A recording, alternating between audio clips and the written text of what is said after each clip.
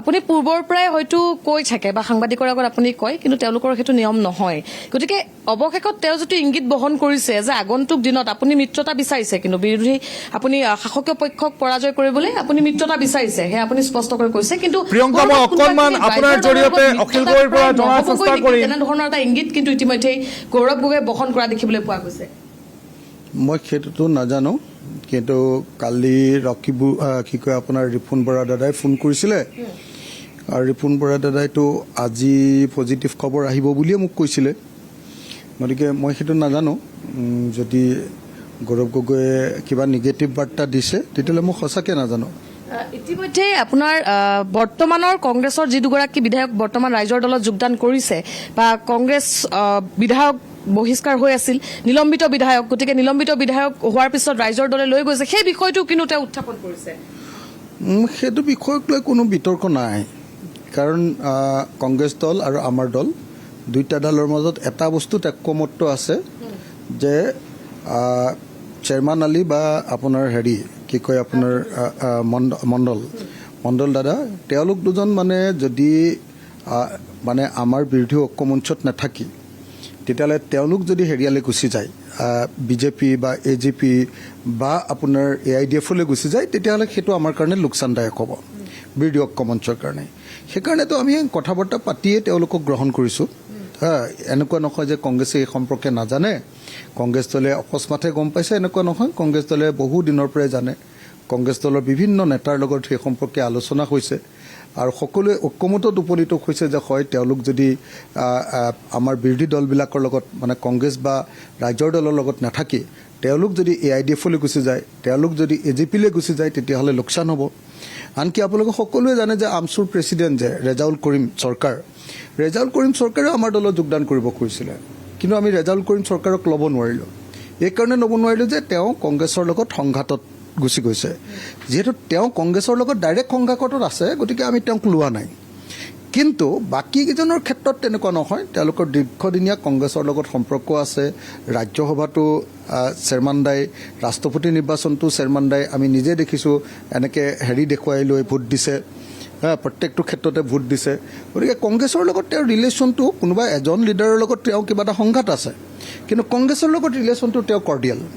গতিকে মই নাভাবোঁ যে কংগ্ৰেছে সেইটোৰ কাৰণে কিবা দিগদাৰ হ'ব। সেই সম্পৰ্কে সকলোৰে লগত কথা পাতিয়ে কৰা হৈছে,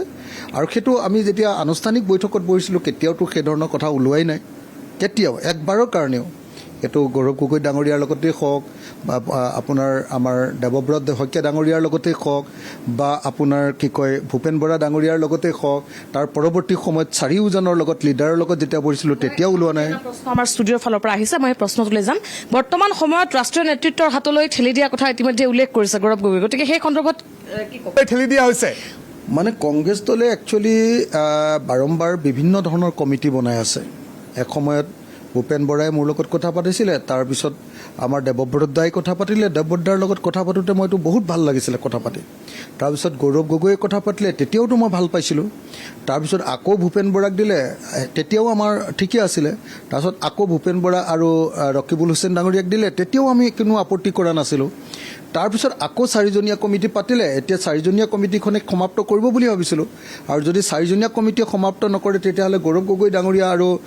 আপোনাৰ জিতেন্দ্ৰ সিং ডাঙৰীয়াই লগ লাগি মই সমাপ্ত কৰিব বুলি ভাবিছিলোঁ। এতিয়া আকৌ যদি সেইটো পূৰা টোটেল অকল AICCৰ হাতলৈ গ'ল, মই সেইটোও নাজানো। আৰু আমাৰ কোনো আপত্তি নাই, AICCৰ লগত বহিবলৈও আমাৰ আপত্তি নাই,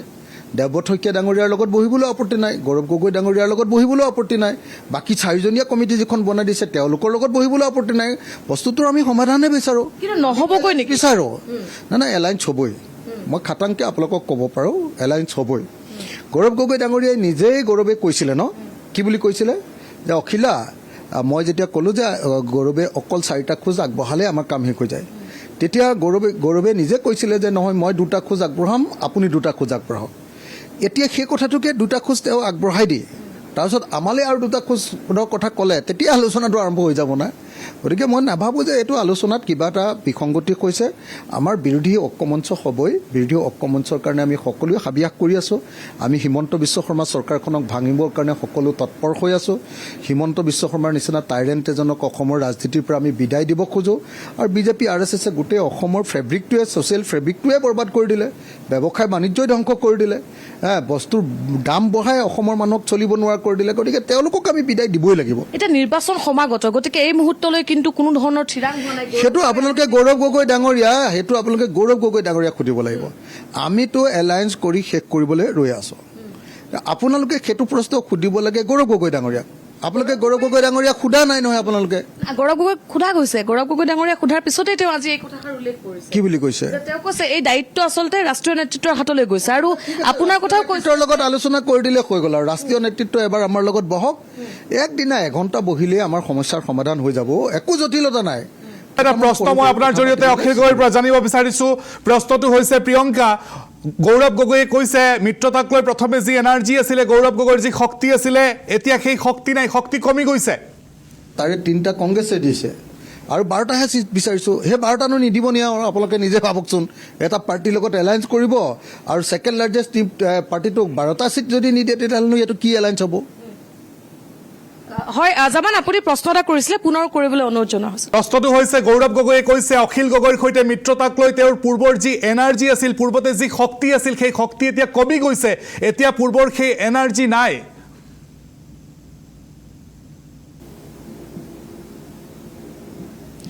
হয় ইতিমধ্যে গৌৰৱ গগৈ ডাঙৰীয়াৰ এটা মন্তব্য তেওঁ কৈছে পূৰ্বতে যি ধৰণৰ এনাৰ্জি লৈ আপোনাৰ সৈতে মিত্ৰতা কৰাৰ কথা আছিল সেই এনাৰ্জি এতিয়া ক্ৰমান্বয়ে কমি যোৱাৰ কথা উল্লেখ কৰিছে গৌৰৱ গগৈ ডাঙৰীয়াই মই নাজানো আমাৰ এনাৰ্জি কমা নাই আমি একদম এলায়েন্স কৰিবৰ কাৰণে সদায় প্ৰস্তুত হৈ ৰৈ আছোঁ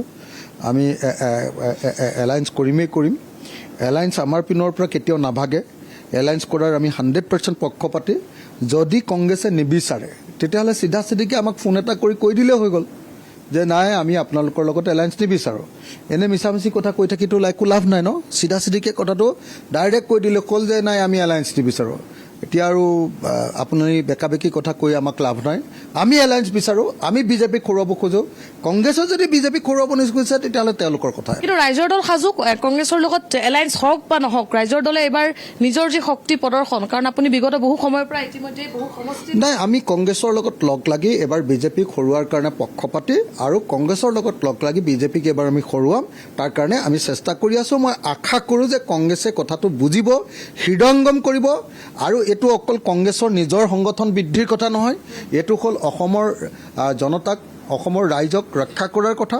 অসমক বচোৱাৰ কথা গতিকে অসমক বচাবৰ কাৰণে কংগ্ৰেছে ইমান আকুৰগোজ 12টা চিটত ইমান আকুৰগোজ হৈ থকাৰ কোনো অৰ্থ মই দেখা নাপাওঁ কিন্তু যি ধৰণে সঁহাৰি আপুনি পাব লাগিছিলে কংগ্ৰেছৰ পৰা বা গৌৰৱ গগৈ ডাঙৰীয়াৰ পৰা এই মুহূৰ্তলৈ যিটো নোপোৱাৰ এটা পৰিৱেশ মানে এতিয়ালৈকে গৌৰৱ গগৈ ডাঙৰীয়াৰ লগত মোৰ আনুষ্ঠানিক বৈঠক বহি লৈ পতা বৈঠক এখনেই হৈছে কাজিৰঙাত তাৰ বাহিৰে আৰু হোৱা নাই গতিকে সেই বিষয়টোৱে সুধিছোঁ যে ফোনত কথা হৈ আছে বা বহুতবাৰ ফোনত কথা হৈ আছে কিন্তু এতিয়া কি হয়গৈ আমিতো মাত্ৰ আপোনালোকে নিজে দেখিছে মাত্ৰ 12টা চিট বিচাৰিছোঁ আৰু 12টা চিটৰ পাছত আৰু বিচৰাৰ পাছত আচলতে আমাৰ লগত কথাই পাতিব নালাগে ডাইৰেক্টলি আপোনালোকক কোনকেইটা লাগে লৈ লওক বুলি ক'ব লাগে অকল 12টা চব আমি নামনি অসমৰ 24টা চিটৰ ভিতৰত 24টাত খেলাব পাৰোঁ আমি উজনি অসমৰ 100% চিটত খেলাব পাৰোঁ আমি উত্তৰ অসমৰ 100% চিটত খেলাব পাৰোঁ আমি কি কয় আপোনাৰ পাহাৰ আমি বৰাক উপত্যকাৰ সকলোতে আমাৰ সংগঠন গঢ়ি তুলিছোঁ কিন্তু তাৰ পাছতো কি কৈছোঁ 12টা চিটত খেলিম বুলি কোৱাৰ কাৰণে আমাৰ পাৰ্টিৰ ভিতৰত বিসম্বাদে কি ৰূপ পাইছে আপোনালোকে গম নাপাব আজিৰ দিনটোতে বাৰ্ষ্ট হোৱাৰ সম্ভাৱনা আছে এনেকুৱা পৰ্যায়ত বিসম্বাদ গৈছে ইজনে নাপাওঁ বোলে চিট নহ'ব আমি লাগিবই এনেকুৱা পৰ্যায়ত বিসম্বাদ গুচি গৈছে তাৰ পাছত অকল 12টা চিটৰ কাৰণে আমাক আৰু যদি কোনোবাই প্ৰেছাৰাইজ কৰি থাকে তাতকৈও কমাব লাগে এইটো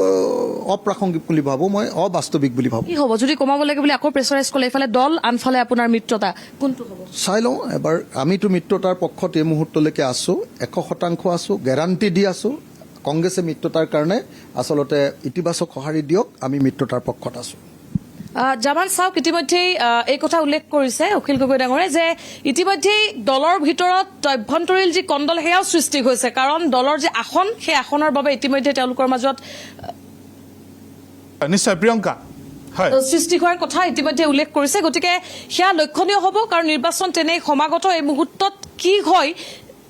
অন্তিমটো প্ৰশ্ন যদি সম্ভৱ হয় অখিল গগৈৰ পৰা জনাৰ চেষ্টা কৰক গৌৰৱ গগৈ আজিৰ দিনটো যিহেতু অখিলক লৈ অসন্তুষ্টি প্ৰকাশ কৰিছে গৌৰৱে অখিল গগৈক বেয়া পোৱাৰ এনে কি কাৰণ হ'ব পাৰে যাৰ কাৰণে আজিৰ দিনটোত গৌৰৱ গগৈয়ে মুকলিকৈ অখিল গগৈক লৈ অসন্তুষ্টি প্ৰকাশ কৰিছে কৈছে যে অখিলে সকলো কথা সংবাদ মাধ্যমৰ সন্মুখত খোলাখুলিকৈ কৈ দিয়ে এইটো তেওঁৰ পৰম্পৰা আমাৰ নহয় দ্বিতীয়তে গৌৰৱে কৈছে যে আমি নিলম্বন কৰা বিধায়কসকলক তেওঁলোকে পাৰ্টিলৈ লৈ গৈছে ইয়াৰ দ্বাৰা কি বুজাব বিচাৰিছে গতিকে অখিলক গৌৰৱে বেয়া পোৱাৰ কাৰণ কি হ'ব পাৰে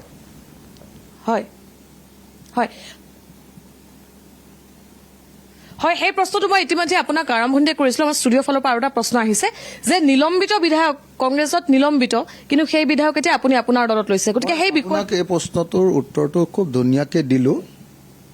সেই পাৰে। প্ৰশ্নটোৰ গৌৰৱে কিয় বেয়া পাব পাৰে? কৰিলোঁ মই ক'লোঁ যে কংগ্ৰেছৰ লগত আলোচনা নোহোৱাকৈ এইটো ঘটনা ঘটা নাই যাতে আমাৰ যোগ্য বিধায়ক কোনোপধ্যে AIDF বা অসম গণ পৰিষদ বিজেপি NDAৰ সহযোগী হাতলৈ নাযায় তাৰ কাৰণে এই সিদ্ধান্ত লোৱা হৈছে কিন্তু আৰু এটা কথা যে গৌৰৱ গগৈ যিধৰণে আপুনি মিত্ৰতা বিচাৰি বাৰে বাৰে আহ্বান জনাইছে বা বাৰে বাৰে নিজৰ দলৰ কথাও চিন্তা নকৰি আপুনি 12খন আসনলৈ আহিছে এতিয়া গৌৰৱ গগৈয়ে কিন্তু সংবাদ মাধ্যমৰ আগত মুকলিমূৰীয়াকৈ কৈ দিছে যে অখিল গগৈৰ প্ৰতিটো কথাই সংবাদ মাধ্যমৰ আগত কৈ দিয়ে আৰু সেয়া তেওঁলোকৰ দলৰ কথা নহয় গতিকে কিয় ইমান বেয়া পায় কাৰণ এতিয়া সময় সমাগত মই প্ৰথম কথা হ'ল যে গৌৰৱে কি কৈছে মই শুনা নাই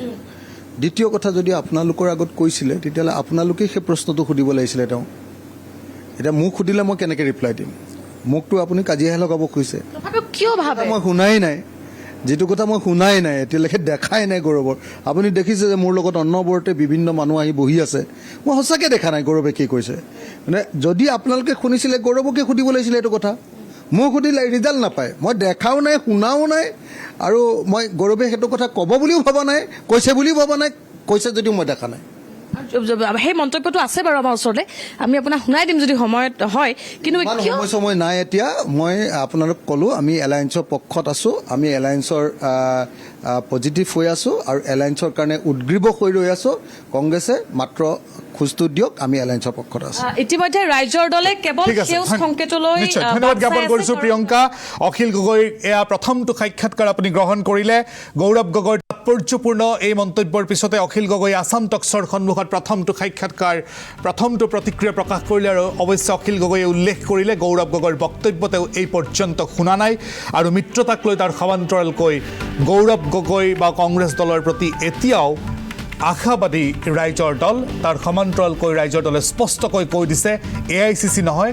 কংগ্ৰেছ দলে যাক আচলতে মিত্ৰতাৰ কাৰণে যাক প্ৰেৰণ কৰে যাক দায়িত্ব দিয়ে তেওঁলোকৰ সৈতে বহিবলৈ তেওঁলোকৰ সৈতে কথা পাতিবলৈ আলোচনা কৰিবলৈ অখিল গগৈৰ দল সম্পূৰ্ণৰূপে প্ৰস্তুত আছে